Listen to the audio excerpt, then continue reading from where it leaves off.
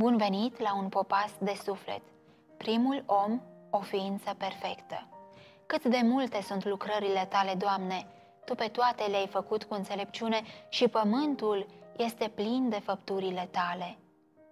Când Adam a ieșit din mâinile Creatorului, era asemănător cu Făcătorul lui, ca natură fizică, mentală și spirituală.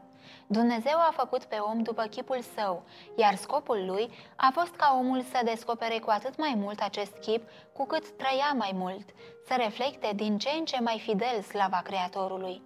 Toate facultățile sale puteau fi dezvoltate, capacitatea și vigoarea lor trebuia să crească neîncetat. Pentru exercitarea lor s-a deschis un orizont larg și un câmp glorios. Tainele universului vizibil, minunile aceluia a cărui știință este desăvârșită, îl invitau pe om să le studieze.